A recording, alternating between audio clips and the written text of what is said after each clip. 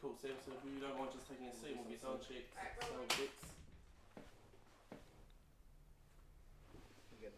Sweet. Okay, Wisey, cool. Do you mind just taking a seat here and we'll just run some sound checks on you?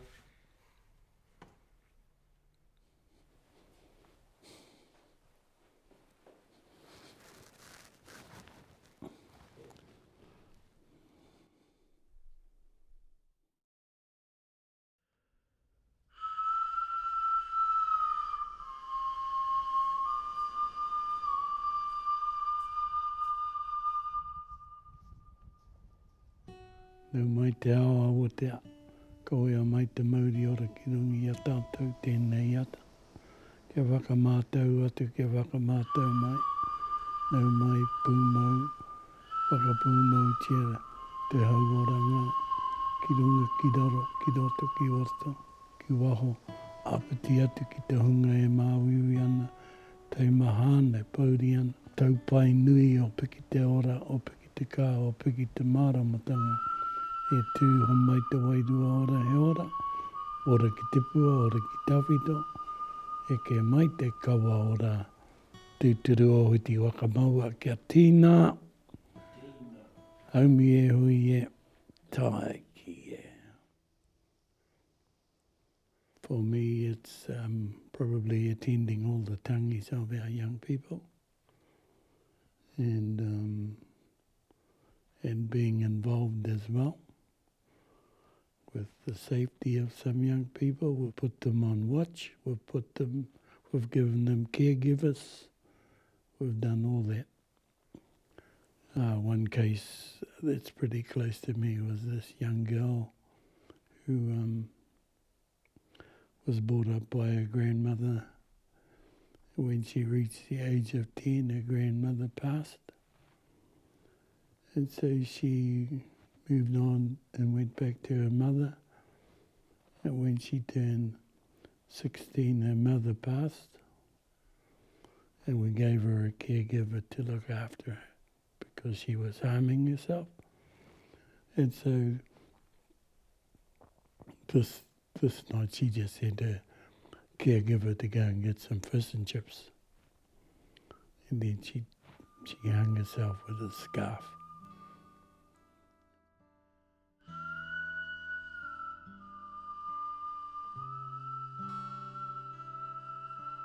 For a long time it was really surreal. It just didn't seem like it was something that I thought would happen in my family. I just remember us driving down the motorway and my mum just couldn't stop crying. My dad was speeding. We didn't know what was going on. And then I asked my mum, what happened? Where are we going? And she just turned around and told me, your sister's in the hospital. She's in ICU. We need to go see her right now. So we got to the hospital and I just remember seeing my sister there, just tubes everywhere and being on a heart monitor. And then it wasn't until maybe that night that my parents actually told me that she tried to take her own life. She managed to take her own life, but the ambulance got there in time to revive her.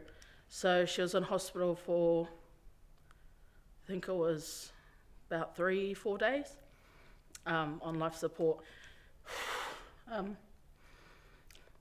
then I think it was New Year's night.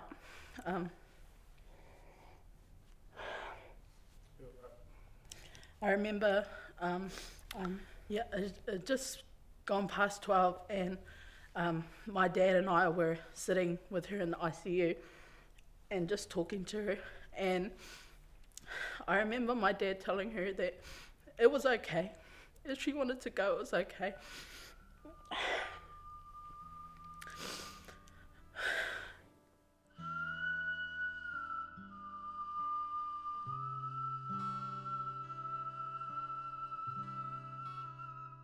We had to go through things that we probably shouldn't have. But yeah, essentially we just got some news that one of our close friends had taken their own life. And yeah, I don't think I'll ever forget that day. I'd easily say it was probably the hardest day of my life, and I know a lot of people's lives. So, yeah, getting sat down and told that one of your close friends has taken his own life. It's hard to put it in words. It's hard to say what you feel at that moment, but a lot of it is just numbness, like you just go into shock, and that's what happened. So I guess it's really hard because I don't want to, like, I can't say that this experience has made me better. I would do in a heartbeat, I'd do anything to rewind the clock and like do things differently to make sure that things didn't play out the way they did. And I know a lot of people would too, but you do need to, I guess, learn from experiences, and struggling with that kind of thing is something that I am familiar with. And unfortunately I didn't know that my friend was also familiar with until it was obviously too late. Word spread pretty quickly and people just banded together and everyone was just trying to be strong for everyone.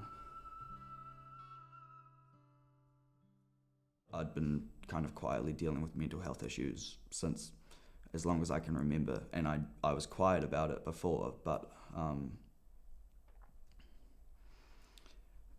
this it's shown to me that I have my own problems and I have all of these complexities that I'm trying to figure out, but so does everybody else. Every single person is going through something just as deep and just as confusing as you are. You do get put on kind of suicide watch from your friends, so they're always like, oh, don't leave her alone, don't let her go on a walk by herself because you don't know what she's going to do. And so by people thinking that way about you, you start to think that way about yourself, and you start to think, oh, am I really in that kind of mental state? Actually, am I going to do something to myself? And so it wasn't a thought that I had initially until other people started thinking that for me, and then I thought for myself, like, actually, is that something I'm going to do? Should I consider it? Mental health is something that has been eating away at me for a long, long time,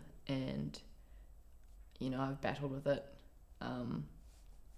and often lost, but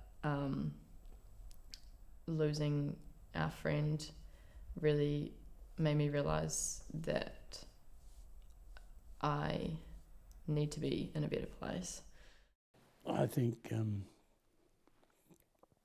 people just to take more care of their kids. Why are they locking themselves in their room? Why are they not coming down for kai? Why aren't they listening? Why are they, doing the wrong things? Why are they doing that? I think it's a unique thing. Like, I'm battling I'm battling with my own brain, and like no one else can understand. And you put yourself in this box, and you're like, nothing's going to help me. No one's going to help me because no one understands. But you need to realize it's not unique. That sounds kind of confronting, but you're not the only person in the world that's facing this, and that's kind of comforting, and also kind of brings you to the realization that it is a very human thing. At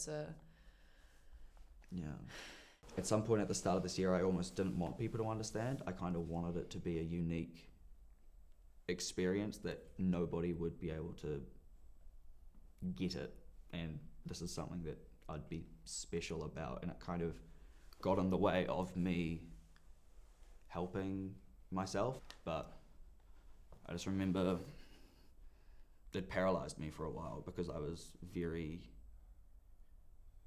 set on that. Like, this is something I've got to tackle alone. Nobody's been through this before, but it's a very real human emotion that you're allowed to feel, but you can't let yourself get trapped in it. you kind of get lost in uni and the daily kind of goings on of life, and you kind of forget to look after yourself, I guess. So that was something that I was really bad at, and I was not in a good place. And then losing our friend kind of made me realize I need to stop being in that place.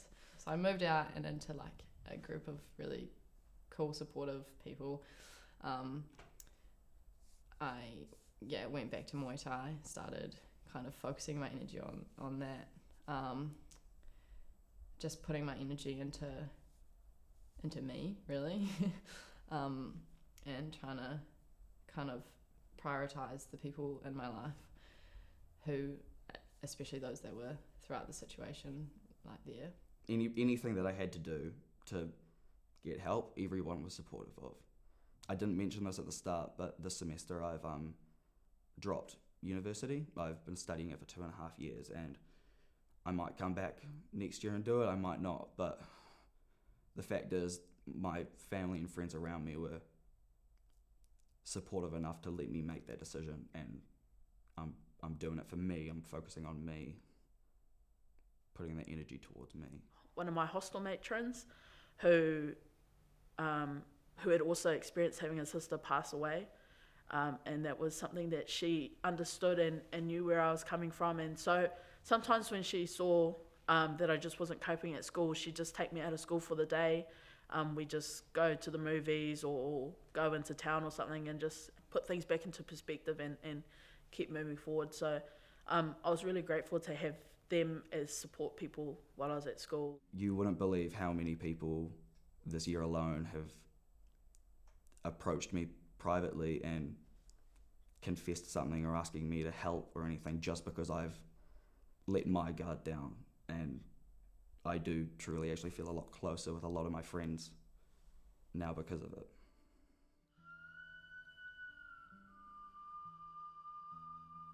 Let me tell you a story about 2 kids. One kid was walking home from school, we'll call him Hemi, and we'll call the other kid Howie. Hemi was walking home from school carrying all his books and was attacked by some bullies. Built all his books over the place, broke his glasses, and Howie came along, chased the bullies away, and they became friends. From school to teenage, right till he got married. And then at his wedding he said, I would like to introduce you to my best friend, Howie. Howie saved my life.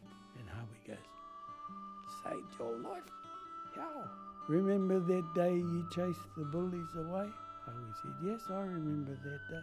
He said, well, I'd emptied my locker so my mum wouldn't have to come to school to get my books while I topped myself. Make no mistake about people who leap from burning windows. Their terror of falling from a great height is still just as great as it would be for you or me standing speculatively at the same window, just checking out the view. The variable here is the other terror, the fire's flames.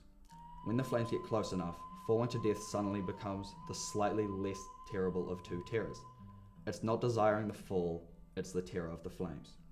And yet nobody down on the sidewalk looking up, yelling, don't and hang on, can understand the jump. Not really. You'd have to be personally been trapped and feeling the flames to understand the terror way beyond fall. That quote allows you to see things from other people's perspective, and I think that's one of the biggest things I've learned over the last year, is that when you do actually have empathy for other people and you see it from what they'd be going through and how you can actually help,